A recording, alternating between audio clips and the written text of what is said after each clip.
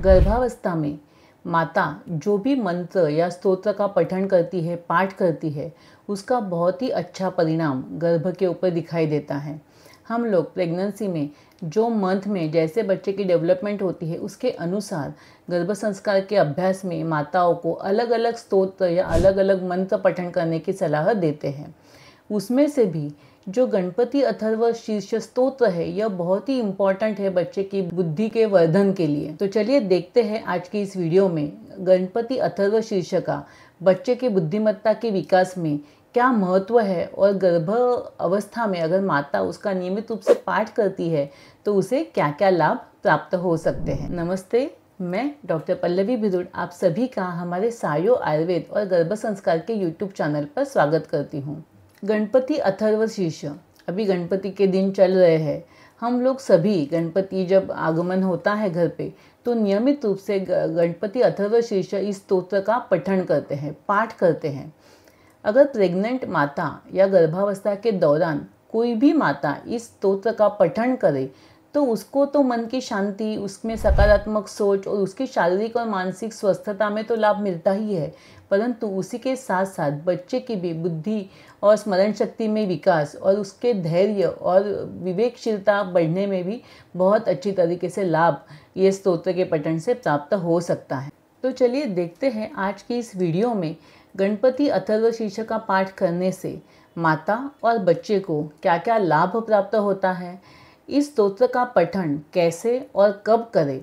और किस तरीके से उसे हमको करना चाहिए। सबसे पहले तो गणपति यह जो देवता है यह बुद्धि और स्मृति और विवेक की देवता है, इसे अधिपति माना है बुद्धि का। और इसीलिए जब गणपति अथर्व शीर्ष का पाठ प्रेगनेंसी के दौरान किया जाता है तो बच्चे की बौद्धिक क्षमता जागृत होती है और उसका विकास, बुद्धि का विकास भी बहुत अच्छी तरीके से होने के लिए फ़ायदा मिलता है। गर्भावस्था के दौरान माता जो भी मंत्र या स्तोत्र का उच्चारण करती है उससे निकलने वाली ध्वनि तरंगों की वजह से माता के शरीर में कंपन उत्पन्न होते हैं, वाइब्रेशंस क्रिएट होते हैं और उन वाइब्रेशंस की वजह से बच्चे के मस्तिष्क में और स्नायु तंत्र विकसित होने में फ़ायदा मिलता है, जिससे कि बच्चे की बुद्धि और स्मरण शक्ति बढ़ने के लिए फ़ायदा होता है। तो चलिए देखते हैं गणपति अथर्व शीर्ष के पाठ करने से माता और बच्चे को क्या क्या लाभ प्राप्त होते हैं। सबसे पहले तो माता के और बच्चे के शारीरिक और मानसिक स्थैर्य के लिए, स्वास्थ्य के लिए भी इसके बहुत ज़्यादा लाभ मिलते हैं। गणपति अथर्व शीर्ष का पाठ करने से माता के शरीर में, माता के मन में सकारात्मक सोच बढ़ती है। सकारात्मक विचार की वजह से माता भी स्वस्थ रहती है और उसके कोख में पलने वाला बच्चा भी स्वस्थ तरीके से डेवलप होने में फ़ायदा होता है। दूसरा जो फ़ायदा है कि माता की मानसिक शांति और सकारात्मकता बढ़ती है, क्योंकि प्रेगनेंसी के दरमियान जब भी माता को भय, चिंता या शोक, ऐसे तनाव होता है तो उस कंडीशन में गणपति अथर्व शीर्ष का पाठ करने से माता के मन में सकारात्मक भावना निर्माण होती है, स्थिरता निर्माण होती है, जिसकी वजह से ये सब जो चीज़ें हैं वो कम हो सकती है और माता को मानसिक शांति और सकारात्मकता का अनुभव होता है और उसी का परिणाम बच्चे के ग्रोथ एंड डेवलपमेंट पे भी बहुत सही तरीके से हो सकता है। तीसरा जो बेनिफिट है कि माता के नियमित रूप से अथर्व शीर्ष का पाठ करने से गर्भ में पलने वाले बच्चे की बुद्धि और स्मृति, मतलब स्मरण शक्ति भी बहुत अच्छी तरीके से डेवलप होती है, क्योंकि आयुर्वेद के अनुसार जो धीर, धृति और स्मृति, ग्रहण करने की क्षमता, धारण करने की क्षमता और स्मरण करने की क्षमता, ये तीनों में वृद्धि हमको दिखाई देती है अगर नियमित रूप से हम लोग अथर्व शीर्ष का पाठ प्रेगनेंसी के दरमियान करते हैं तो। उसी के साथ साथ बच्चे की एकाग्रता, मतलब कि कंसंट्रेशन पावर को भी बढ़ाने में फ़ायदा मिलता है। चौथा जो बेनिफिट है कि बच्चे की धैर्य और विवेक और निर्णय क्षमता बहुत अच्छी तरीके से होने के लिए लाभ मिलता है। नियमित रूप से अथर्व शीर्ष का पाठ करने से मस्तिष्क में सत्व गुण की वृद्धि होती है, जिससे कि बच्चा एक सही निर्णय करने की उसकी क्षमता, सही समय पर धैर्य रखना, यह उसकी जो क्वालिटी है वह डेवलप होने के लिए और उसके साथ साथ विवेक, क्या सही क्या गलत ये समझने की जो क्षमता है वह भी बहुत अच्छी तरीके से मजबूत होने के लिए, डेवलप होने के लिए फ़ायदा मिलता है।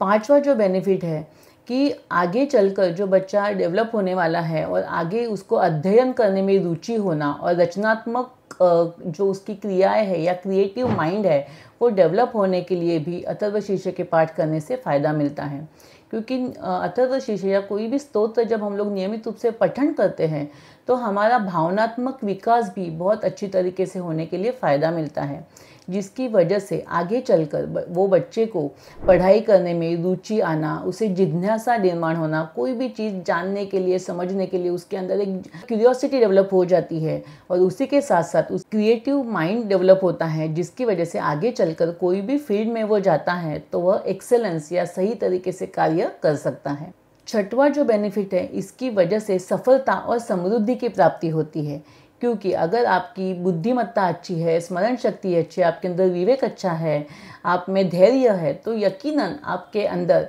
आपको सफलता हर एक क्षेत्र में जो कुछ भी कार्य आप करो उसमें सफलता मिल सकती है और आपके लाइफ में समृद्धता भी और अच्छी तरीके से प्राप्त होने के लिए उसका लाभ हो सकता है। और सातवां बेनिफिट, गणपति अथर्वशीर्ष के नियमित पाठ से माता एक सुरक्षा का अनुभव करती है, जिससे कि बच्चे की ग्रोथ एंड डेवलपमेंट भी सही तरीके से होने के लिए लाभ मिलता है। अभी हम लोग समझेंगे गणपति अथर्वशीर्ष का पाठ कब और कैसे करें। वैसे तो पूरे 9 महीने तक गणपति अथर्वशीर्ष का पाठ माता कर सकती है, परंतु स्पेसिफिकली आयुर्वेद के हिसाब से जब हम लोग गर्भ का विकास देखते हैं तो स्पेसिफिकली छठवां जो महीना होता है प्रेगनेंसी का, उसमें बच्चे की बुद्धि की डेवलपमेंट होती है। तो वो छठवें महीने में तो खासकर माता ने गणपति अथर्वशीर्ष का पाठ करना आवश्यक होता है। उसके साथ साथ माता को गणपति अथर्वशीर्ष का पाठ करते समय एक शांत जगह पे एकाग्र चित्त होकर इस स्तोत्र का पठन करना आवश्यक है। उसके साथ साथ श्रद्धा और विश्वास के साथ अगर ये पठन किया जाता है, उसका अर्थ समझकर उसका पठन किया जाता है, तो यकीनन उससे मिलने वाले लाभ जो है कई गुना बढ़ जाते हैं। तो इस तरीके से अगर गर्भावस्था के दौरान माता नियमित रूप से गणपति अथर्वशीर्ष का पाठ करती है तो माता को तो शांति और शक्ति